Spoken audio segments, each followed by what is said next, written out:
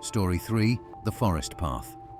Sarah and Michael had always found solace in the whispering embrace of the woods, a sanctuary where the chaos of the world seemed to fade.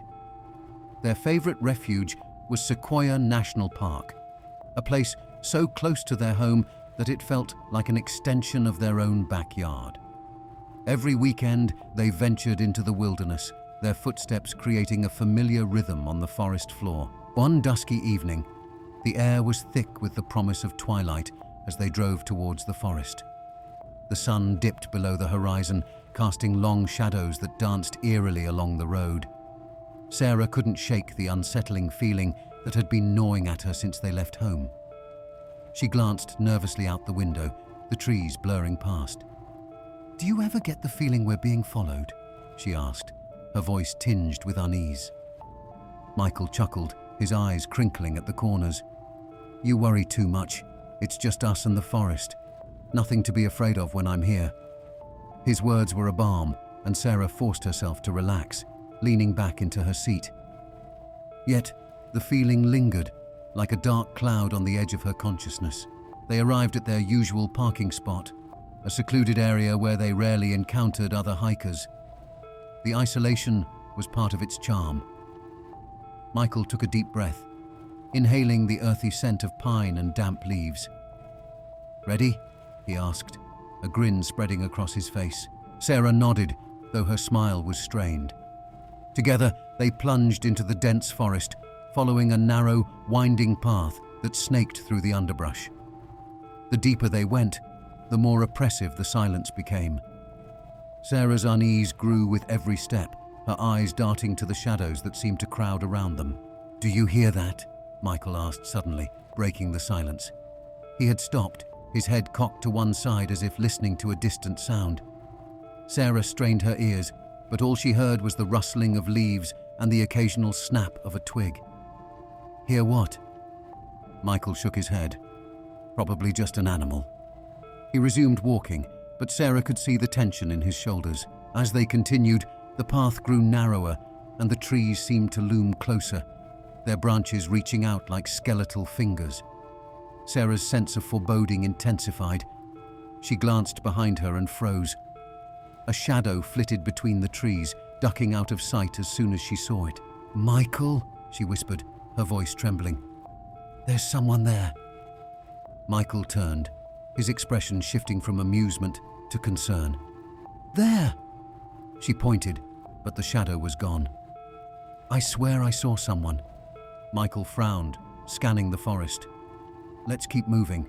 We're probably just spooking ourselves." Despite his words, Sarah could see the unease in his eyes. They pressed on, but the forest seemed to close in around them, the darkness deepening with each passing minute. Suddenly, a noise behind them made Michael spin around. His eyes widened in horror.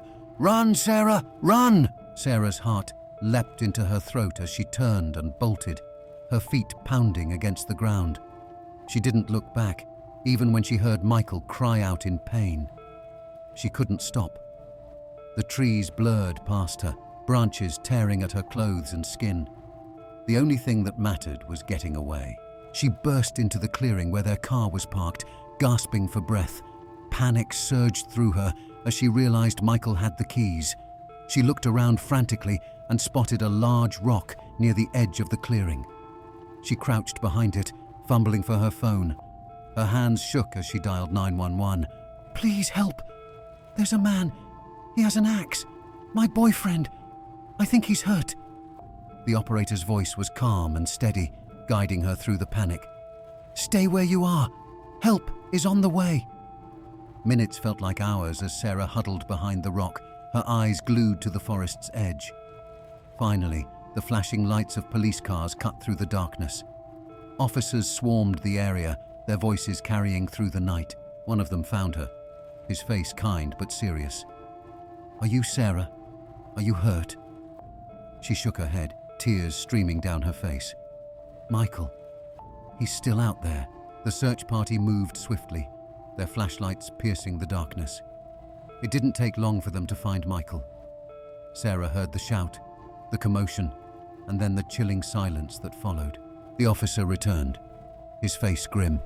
"I'm sorry, we found him, but..." He didn't need to finish. The anguish in his eyes said it all. Michael was gone. They escorted Sarah back to the parking lot, her legs feeling like lead. She barely registered the questions, the concerned faces of the officers. All she could think about was Michael and the shadowy figure that had shattered their world. Days turned into weeks, and the horror of that night continued to haunt Sarah. She couldn't sleep, couldn't eat. Every creak of her apartment, every shadow in the corner of her eye sent her heart racing. She knew she couldn't stay in the town that held so many memories of Michael and that fateful night. With the support of friends and family, Sarah moved to Portland, Oregon. She chose an apartment in a bustling neighborhood, hoping the constant activity would drown out the echoes of her fear. She threw herself into her new job, made new friends, and tried to build a new life. But the terror never fully left her. Every night, she checked the locks on her doors and windows twice, sometimes 3 times. She kept a flashlight and a can of pepper spray on her nightstand. And in the darkest hours, when sleep eluded her, she replayed that night in her mind, wondering if there was something she could have done differently. One evening, as she sat in her living room, a knock on the door made her jump. She peered through the peephole and saw a delivery man holding a package. She opened the door cautiously. "Delivery for Sarah," he said with a smile. She nodded, signing for the package and closing the door quickly. She set the box on the table and stared at it. Her hands trembled as she opened it, revealing a small, unmarked envelope inside. With a sense of dread, she tore open the envelope. A single piece of paper slid out, and her blood ran cold as she read the message. "Sarah, you're next." Her hands shook uncontrollably as she dropped the paper. She backed away from the table, her heart pounding in her chest. The room seemed to close in around her, the shadows deepening, suffocating her. She grabbed her phone and dialed the police, her voice barely a whisper as she explained the situation. The operator assured her that help was on the way, but Sarah felt a crushing sense of inevitability. The shadow that had haunted her dreams was real, and it was coming for her.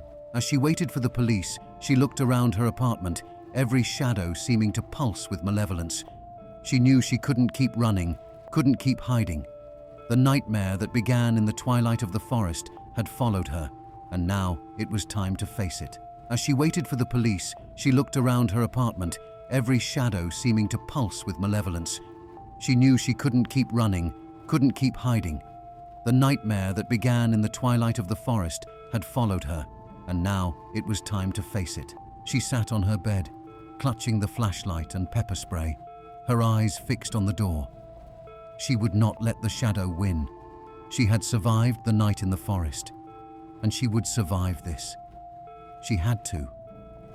Because the words on the note were not just a threat, they were a promise, and she was determined to prove them wrong. She could not take it anymore. The police could not find the man and discontinued the search for the perpetrator. The words on the note remained etched in her mind. "Sarah, you're next. Thanks for joining me on this journey into the night. If you enjoyed the hunt and want to see more adventures, don't forget to hit that like button. And if you want to stay updated on all our midnight mysteries, make sure to subscribe and ring that bell. Your support helps us uncover more secrets and bring you thrilling new content every week. Until next time, stay curious and keep hunting. This is The Midnight Hunt, signing off.